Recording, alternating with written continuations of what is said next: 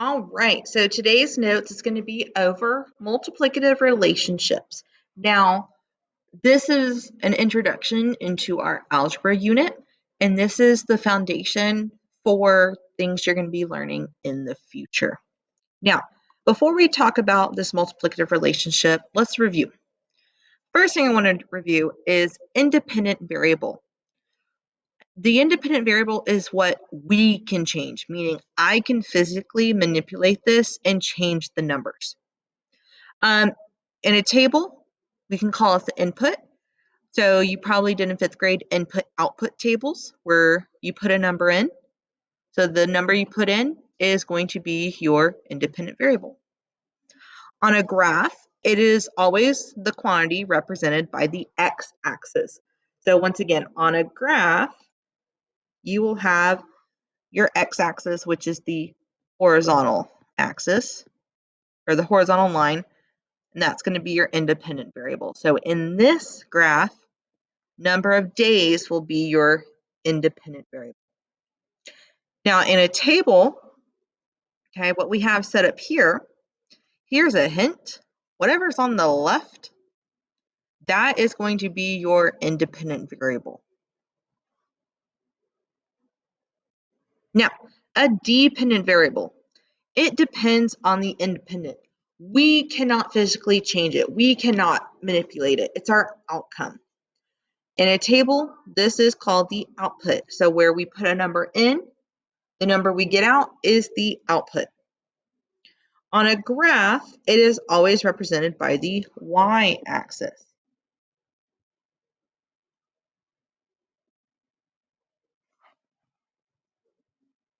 So in this situation, pounds eaten would be the dependent variable. And then on a table on your right side, this will be the dependent variable. Now, when I'm referring to variables, I'm talking about the labels. If you ever hear me refer to quantities or a problem talk about quantities, quantities mean numbers. It's just talking about the numbers instead of the labels. Okay, that's the only difference. Now, what are we going to expect you to know with independent and dependent variables? I'm going to expect you to know how to identify them, okay, based on looking at the graph or looking at the table.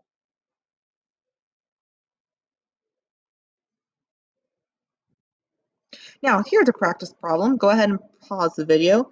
Based on the table, I want you to know what is the independent and what is the dependent. So go ahead and pause.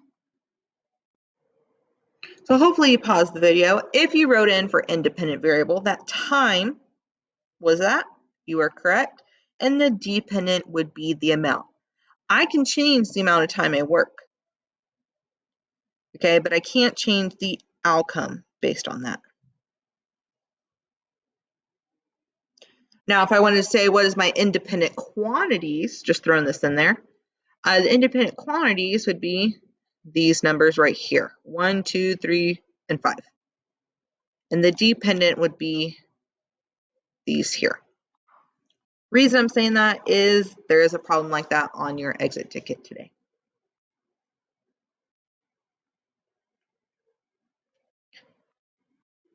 All right, now before we continue on, here are some new vocabulary words that I want you to write down. So if you need to pause the video, you can, but I'm also going to be talking throughout this. So a variable is an unknown number represented by a letter. So if I have the expression for x, remember expression does not have an equal sign. The x is going to be my variable. That is the unknown. I don't know what x is. So we represent it by a letter. Now, with proportions, we kept using x as the unknown. In this unit, okay, where we talk about relationships, yes, you may see x, but you also may see other variables as well.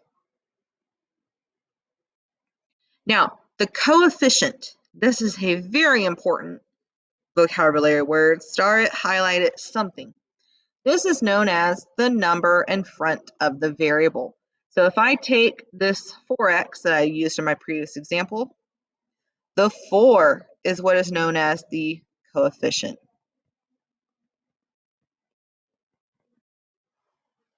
And remember, it says coefficients in front, so we don't write our problem like that. That's a no. Okay, the number goes in front when the variable is attached. And our last vocabulary word is multiplicative relationships. Think about it. Multiplicative sounds like, hopefully we are thinking multiplication. And its opposite, which is division. So we're dealing with multiplication and division. So it uses multiplication or division to compare the independent and dependent quantities of a relationship. So in 6th grade, we're mainly going to focus on multiplication. We may throw in some division here and there, but multiplication will be the main focus. All right, so what in the world is a multiplicative relationship? Before we do that, we need to look at our equation, okay? So the equation for a multiplicative relationship is y equals kx. Remember, an equation is going to have an equal sign, just throwing that out there as well. So what does each piece of this equation mean? Think of this y equals kx as instructions. Many of you have probably, read instructions on how to play a game or how to put something together. This equation, y equals kx, tells us how to put our equation together. So the y is going to be your dependent variable.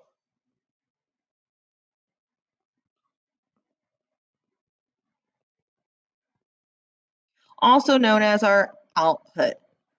So when I solve the equation, I get my output, which means x is going to be our independent variable.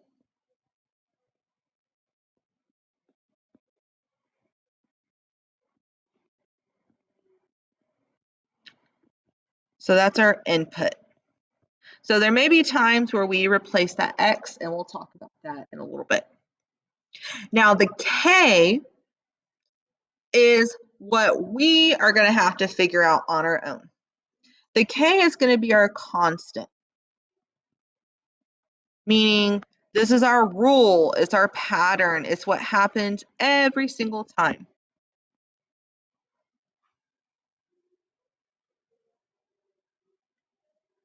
So now that we have these instructions, let's talk about how to use these instructions to write our equation. All right, so an example. On one website, you can download songs for $2 each. Create a table and a graph showing how much you could spend on songs. Well, the first thing I want to do is I want to underline important information in the problem. So it says I can download songs for $2 each. So it's $2 per song. So if I download one song, how much would it be? Hopefully you just said $2. If I download 2 songs, how much would it be? Hopefully you said 4. And if I download 4 songs, how much would it be? Hopefully you said 8. So what is our process? What's our pattern? What do I do each time? Well, if you're saying you're adding 2 each time, you're wrong. Okay, I can't get from 4 to 8 by adding 2. So we need to get out of the habit from going down. Okay, we need to start going across, meaning how do I get from X to Y? So how did I get from 1 to 2? Well, I multiplied 1 times 2 and got 2. Well, I multiplied 2 times 2 to get 4. I multiplied 2 times 4 to get 8. So my process is times 2. So now that I know my rule, I can go ahead and write my equation. So I'm going to start off writing the equation by writing y equals, I'm going to go ahead and throw in the x because I know that has to be there. Now, what is that k? Remember, k was our pattern, the constant. Well, here I'm multiplying 2 each time, so I'm going to write 2. So my equation would be y equals 2x. So that's how we can use the table to write your equation. Now, I also want to go through on how to set up a graph. Am I going to expect you to set up a graph every single time? No.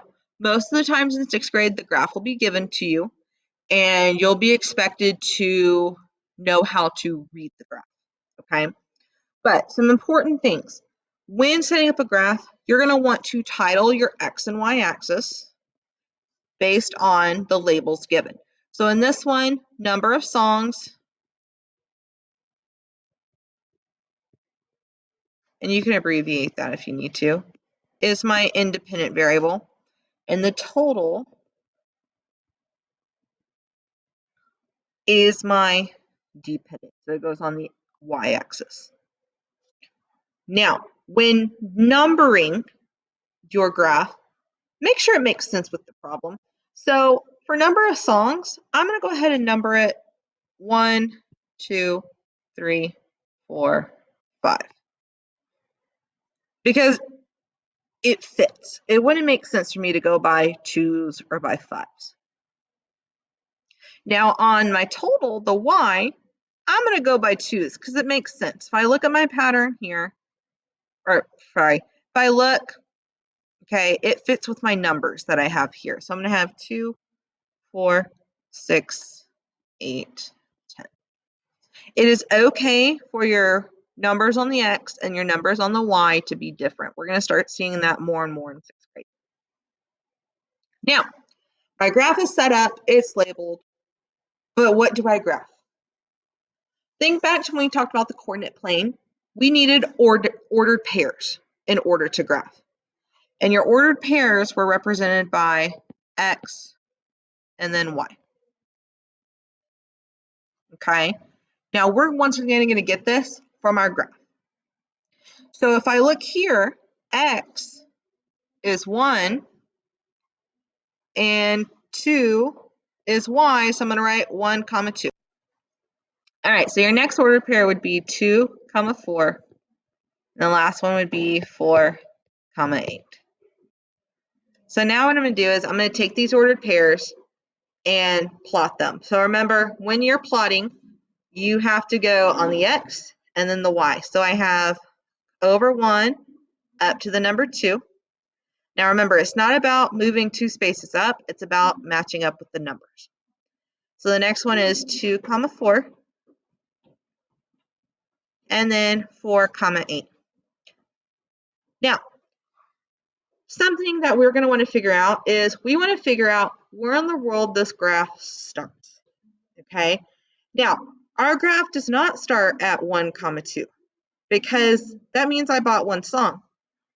What if I want to buy 0 songs? So what I can do is replace my variable. So I have y equals 2 times 0. So when x is 0, what is y?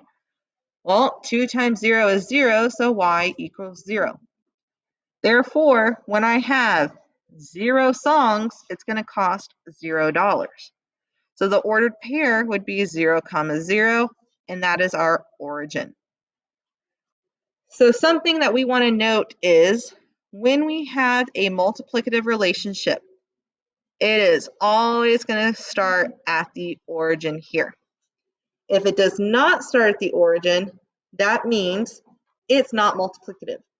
Obviously today, I'm only focusing on multiplicative, so my graphs are going to have to start here at the origin. When we talk about the other relationship, you'll see the difference. I'm going to pause the video. You don't have to draw the graph down because it's a lot, but at least have the table.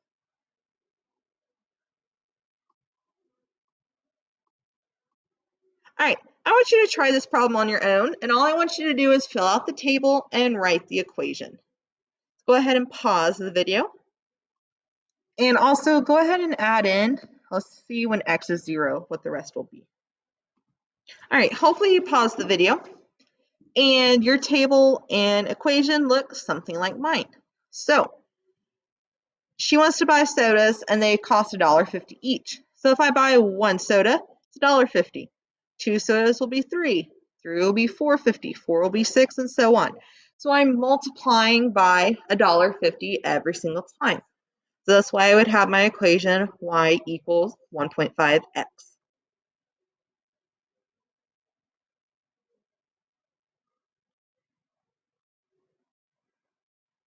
All right, another example. The graph compares the number of people at a party and the number of slices of pizza ordered. Which equation represents the relationship? Now, if I'm looking at this graph here, it doesn't give me a starting point, okay? I know my starting point is not 2 people. The graph has to start somewhere. So what I would do when you're given a problem like this, I would make some sort of a table.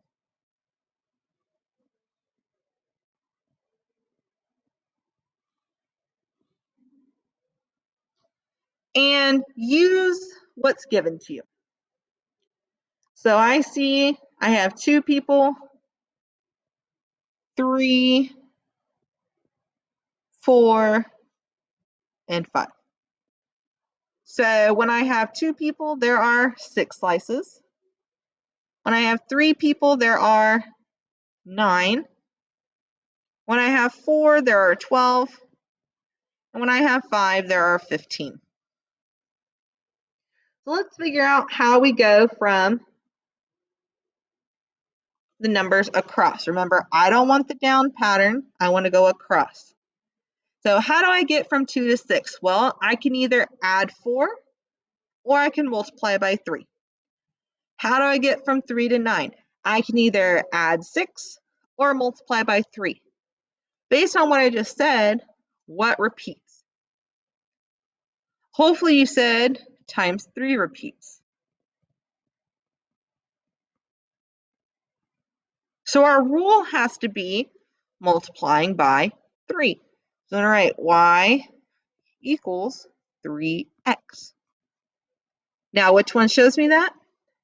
D is the only one. It's okay to have the equals y on the right side, but we prefer it on the left. Now, you could have automatically gotten rid of A and C based on the fact that it equals x. All right, we're focused on what is the y. And then we could have gotten rid of B because we're not adding in this situation, we are multiplying.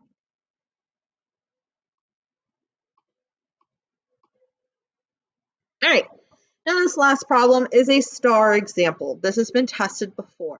So which table shows only values that represent the following relationship between C and D? As we see here, we're not using X and Y. Okay, they're using C and D instead.